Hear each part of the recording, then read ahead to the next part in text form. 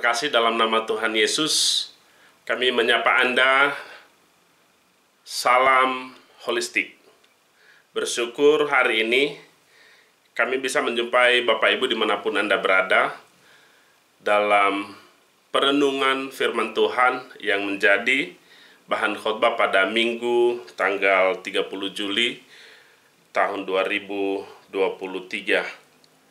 Bapak Ibu, yang menjadi renungan terambil dari Kejadian pasal 28 ayat 10 sampai ayat yang ke-22.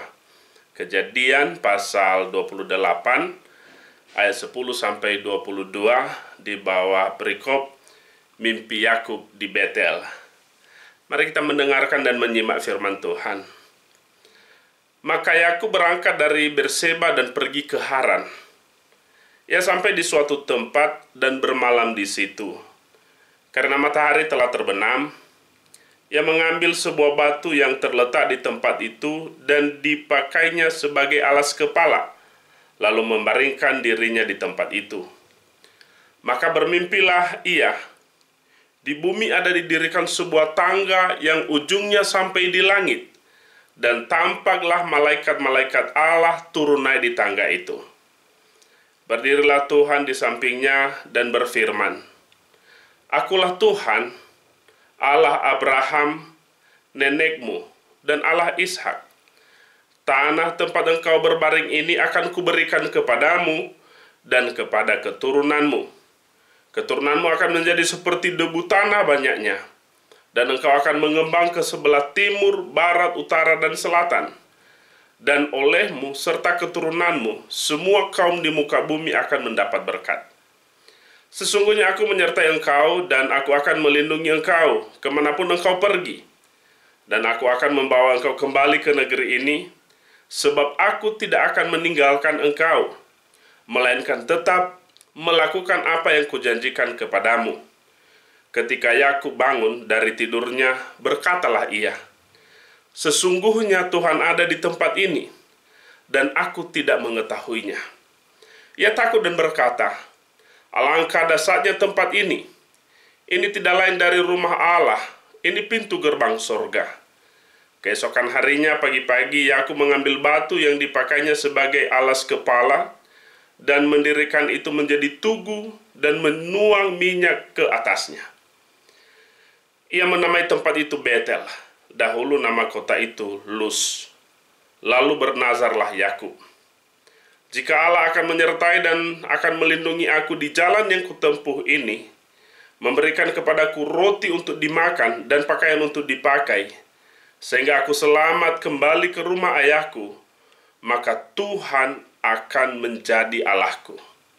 Dan batu yang kudirikan sebagai tugu ini akan menjadi rumah Allah.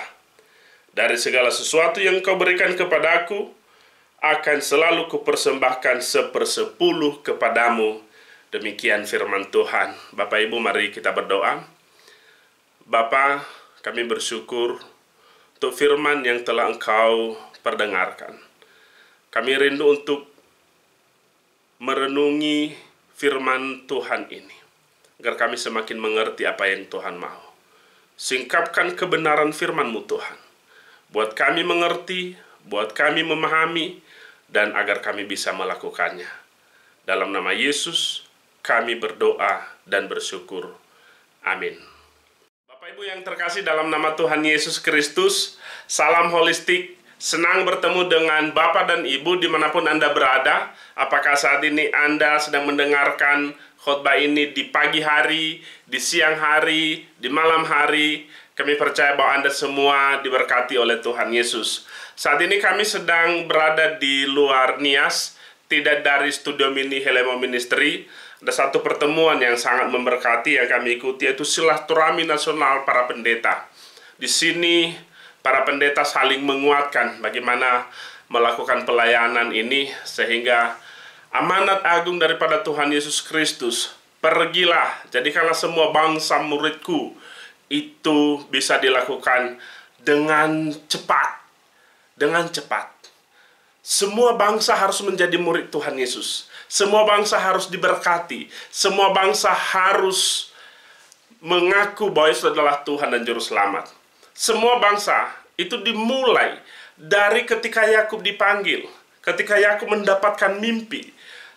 Tuhan berbicara langsung kepada Yakub, bagaimana Yakub akan diberkati, keturunannya akan banyak sekali, dan keturunannya, bangsa Israel, itu akan menjadi berkat bagi bangsa-bangsa. Dan hal yang sama Bapak Ibu, ketika Tuhan Yesus datang, Dia mengatakan bahwa kamu adalah imamat yang rajani. Jadi kita ini adalah imamat yang rajani, yang harus menjadi berkat bagi bangsa-bangsa. Bapak Ibu, menarik, saat ini kita akan bicara tentang bagaimana ketika Yakub mendapatkan mimpi. Dia mendapatkan mimpi, dan di situ dia menyadari bahwa Allah tidak pernah meninggalkan dia. Allah selalu bersama-sama dengan dia. Kisah ini Bapak Ibu dimulai ketika Yakub harus dengan terpaksa melarikan diri pergi dari samping orang tuanya, pergi dari samping saudaranya. Dia pergi ke satu tempat yang jauh sekali. Kenapa? Karena ada pertentangan, ada perselisihan antara Yakub dengan saudaranya Esau. Yaitu, Yakub telah mencuri berkat dari ayahnya, Ishak. Yang seharusnya berkat itu adalah untuk Esau. Namun, ya Bapak Ibu bisa membaca kisah itu, dan tentunya kita semua tahu bagaimana kisah itu. Kisah yang sangat menarik ya. Bagaimana Ishak, dia mencintai Esau, sedangkan istrinya Ribka, dia mencintai Yakub. Ribka mau agar Yakub diberkati. Tapi Ishak mau memberkati Esau. Luar biasa akhirnya terjadi. Dengan segala cara, Ribka membimbing Yakub bagaimana agar dia dapat berkat dari ayahnya. Tapi cerita tidak sebatas itu. Kenapa? Karena Esau juga sudah mempersiapkan diri untuk menerima berkat. Dan betapa kecewanya Esau ketika dia sampai kepada Ishak. Ishak berkata, tidak ada lagi berkat untukmu. Berkat-berkat telah diberikan semua kepada Esau, kepada Yakub. Ini menarik. Esau adalah anak sulung. Dan seharusnya dia mendapatkan berkat itu. Sebagai anak sulung, dia mendapatkan berkat. Namun kenapa Yakub yang menerima? Bapak Ibu, mungkin Esau tidak menyadari. Mungkin hanya baginya suatu permainan. Ketika di masa kecil, di masa lalu, dia ternyata telah menjual hak kesulungannya kepada Yakub. Hanya semangkok bubur merah. Ya, kisah itu tentu sangat familiar bagi kita. Ketika kita sekolah minggu, kita ingat bagaimana kisah itu. Bagaimana Yakub menjadi sulung. Bagaimana Esau menjual hak kesulungannya. Dan akhirnya itulah yang terjadi. Yakub menerima berkat dari ayahnya. Bapak Ibu, selesai itu atau selepas itu, ternyata masalah tidak selesai. Yakub dihantui dengan kecemasan. Dia dihantui dengan kekhawatiran. Dia dihantui dengan ketakutan. Begitu juga Ribka, dia tahu hal itu. Sehingga dia menyuruh Yakub untuk pergi, lari, meninggalkan ayahnya, meninggalkan ibunya, meninggalkan saudaranya, agar tidak terjadi perkelahian antara dua bersaudara. Dia pergi. Bisa kita bayangkan, saat itu Yakub sedang berada di dalam kesendirian. Dia mengalami kesepian, dia mengalami kekhawatiran. Dia merasa terjauh dari saudara-saudaranya. Bahkan mungkin juga jauh dari Allah. Bapak Ibu, tema firman Tuhan hari ini adalah Allah selalu memberkati dan menyertai. Allah memberkati dan menyertai. Mari kita lihat Bapak Ibu. Ketika Yakub, dia sudah melaksanakan perjalanan jauh. Tentunya dia sangat capek, lelah. Maka apa yang dia lakukan? Dia ambil batu, dia tidur. Dia melakukan perjalanan seharian yang kurang lebih sekitar 64 km dia melakukan perjalanan. Dia tertidur dengan beralaskan batu yang keras. Dia tertidur di dalam ketakutan. Dia tertidur di dalam kesendirian. Dia merasa bahwa ya hanya dia sendiri. Tetapi apa yang terjadi? Allah menampakkan diri kepada Yakub melalui mimpi. Intinya adalah Allah mau menyatakan kepada Yakub, jangan takut. Aku selalu menyertai engkau. Bapak Ibu, Allah mengingatkan Yakub bahwa dia adalah Allah Ishak, Allah Abraham, dan Allah Yakub juga. Nenek moyangmu, Allah nenek moyangmu. Dan di dalam mimpi itu, dia berkata, tanah di mana kamu berada, itu akan saya berikan kepadamu. Bapak Ibu, yang menarik di sini, bagaimana Yakub melihat tangga yang tinggi menjulang ke angkasa. Dan dia melihat bagaimana malaikat naik turun. Artinya bahwa Allah adalah kota benteng yang selalu setia menjaga, memelihara. Dia tidak pernah meninggalkan orang-orang pilihannya. Orang-orang yang telah diberkati tidak akan pernah ditinggalkan oleh Allah. Sekalipun Yakub merasa bahwa hanya dia sendiri berada di dalam kesepian. Tetapi satu hal, Tuhan ternyata tidak pernah meninggalkan dia.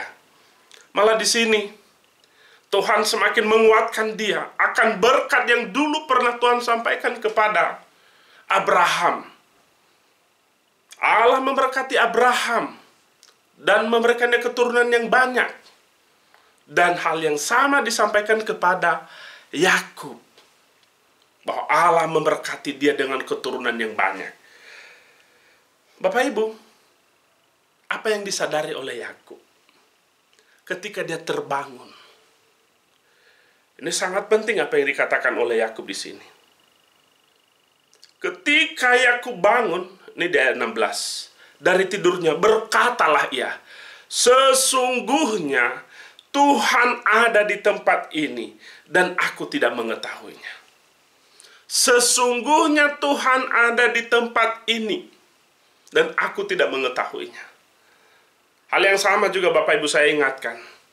Saya mau sampaikan kepada Bapak Ibu, apapun keberadaanmu saat ini, dimanapun engkau berada saat ini, apakah yang akan atau yang sedang Anda rasakan saat ini, mungkin Anda sedang berada di dalam kesepian, mungkin Anda diliputi dengan kekhawatiran, mungkin Anda sedang berada di dalam ketakutan. Anda mungkin sedang berada di penjara. Anda dikejar-kejar.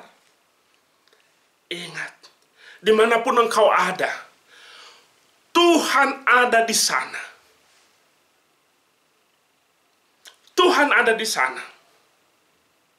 Oleh sebab itu, karena Tuhan ada di sana, jangan ragu. Bertekuklah di hadapannya, berlututlah di hadapannya, memohonlah kepadanya. Dia ada di sana. Dia tidak jauh. Tuhan itu hanya sejauh doa. Dia mau Anda berdoa, datang kepadanya, menaikkan doa dan ucapan syukur. Dia tidak pernah meninggalkanmu. Tuhan Yesus ketika dia naik ke surga, dia berkata, aku tidak meninggalkan engkau sebagai yatim piatu. Aku akan bersama-sama dengan engkau. Aku akan memberikan engkau roh penolong. Itu yang disadari oleh Yakub. Awalnya dia tidak menyadari bahwa di mana dia berada, dia merasa hanya sendiri. Hanya sendiri. Jauh dari keluarga. Jauh dari sanak saudara. Bahkan mungkin jauh dari Tuhan. Tetapi di mana dia berada, di mana dia meletakkan kepalanya, ternyata di situ ada tangga di mana malaikat naik turun menjagai dia. Demikian dengan kamu juga. Saat ini dimanapun engkau berada, jangan engkau ragu, jangan engkau takut. Tuhan ada di sana, Dia besertamu. Dia memberkatimu. Dan ada banyak janji-janji Tuhan yang disampaikannya kepada Yakub. Bapak Ibu yang terkasih, apa yang dilakukan oleh Yakub? Ketika dia menyadari, dia memahami bahwa Tuhan tidak pernah meninggalkan dia.